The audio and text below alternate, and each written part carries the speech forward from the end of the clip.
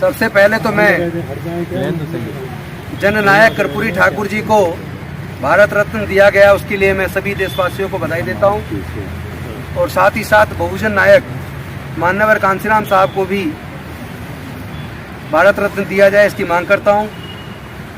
और जो आने वाली 31 जनवरी को बामसेफ के माध्यम से इलेक्शन कमीशन ऑफ इंडिया का जो घेराव हो रहा है,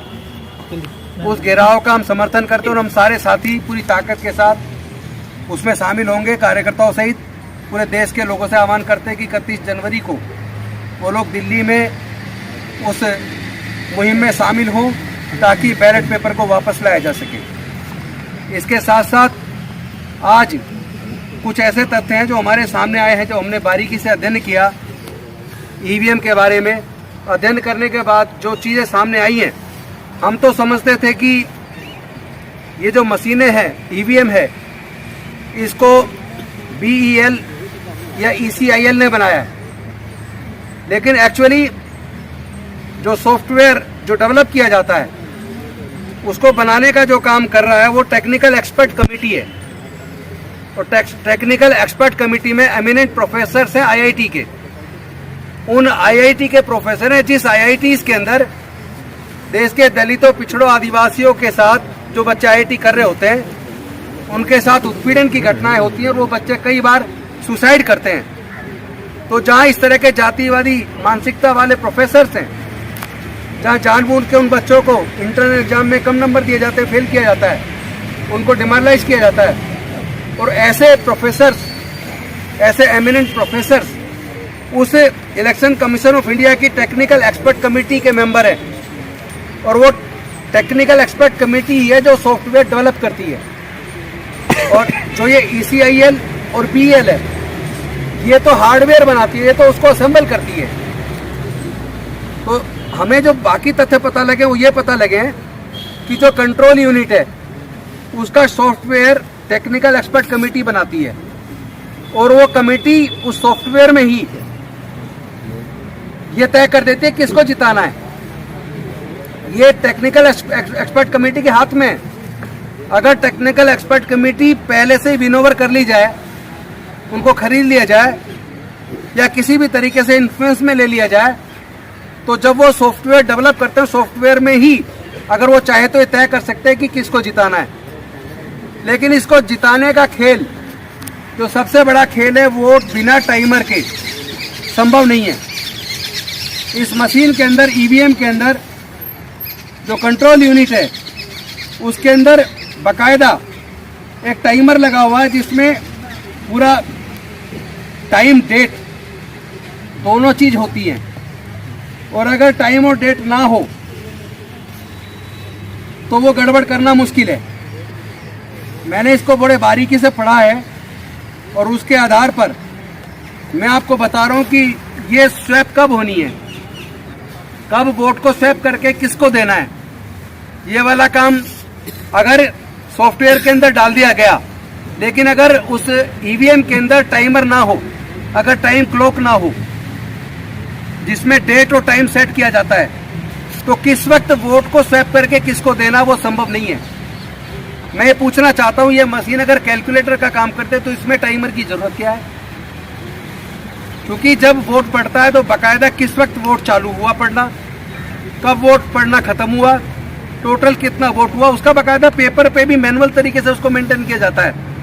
तो उस मशीन के अंदर टाइमर की आखिर जरूरत क्या है, उसमें क्लॉक की जरूरत क्या है?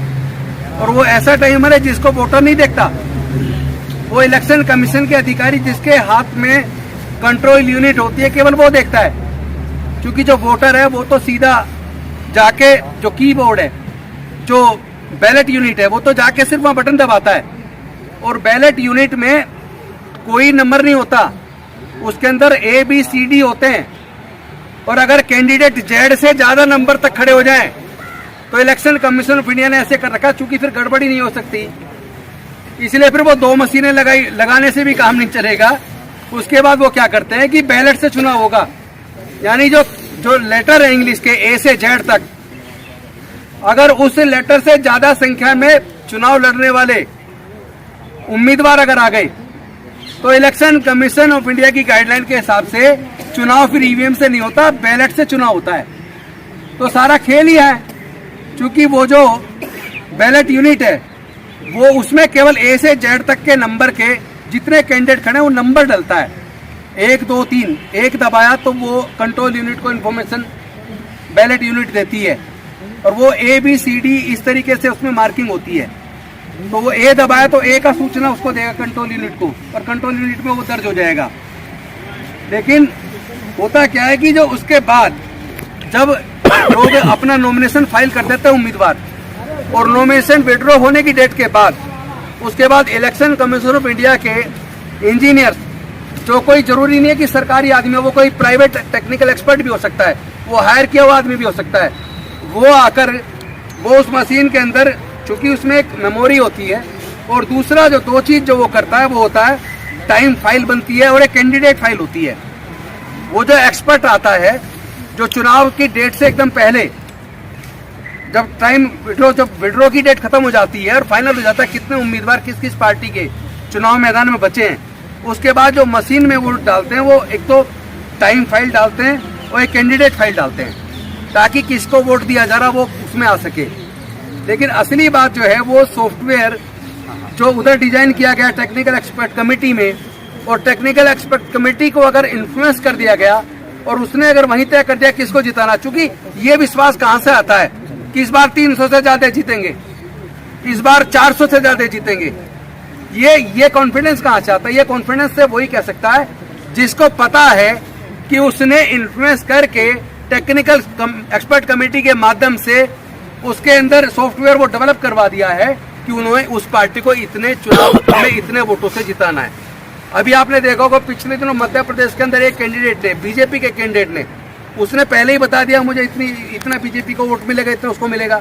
और जब रिजल्ट आया तो वो बाकी उतना ही निकला, थोड़ा बहुत वोट का अंतर था। तो ये इससे ये सारे ये समझ लीजिए कि जो आम वोटर का भरोसा है, जिस वोटर के भरोसे को कायम करने की जिम्मेदारी इलेक्शन कमीशन ऑफ इंडिया की है, तो वो जो वोट की उसकी चोरी हो रही है और उसको बिल्कुल डाउट उसका पक्का होता जा रहा है कि चुनाव के माध्यम से उनके वोट की चोरी हो रही है, उसको उस पर भरोसा नहीं पैदा हो रहा है, तो ये जिम्मेदारी तो इनकी है। और दूसरा डाउट इसलिए और ज्यादा मजबूत हो जाता है क्योंकि जब सुप्रीम कोर्ट ने व्यवस्था दे दी कि इलेक्शन कमीशन का गठन की 3 जो सदस्य कमेटी होगी, एक प्रधानमंत्री होंगे, एक अपोजिशन के लीडर होंगे और एक सुप्रीम कोर्ट के चीफ जस्टिस होंगे, लेकिन माननीय मोदी जी ने संसद के माध्यम से एक कानून लाकर उसको बदल दिया, और अब उस 3 सदस्य कमेटी में 2 सदस्य केंद्र सरकार के हो गए, एक प्रधानमंत्री जी हो गए और एक उनके लॉ मिनिस्टर हो गए, एक लीडर अपोजिशन हो गए। यानी जिसको इलेक्शन कमिश्नर वो बनाना चाहेंगे वो उसको बनाएंगे, और वो उनके इन्फ्लुएंस का आदमी हो सकता है, इस पॉसिबिलिटी को रूल आउट नहीं किया जा सकता। इसीलिए हम निवेदन करते हैं इलेक्शन कमीशन ऑफ इंडिया से, देश के राष्ट्रपति जी से,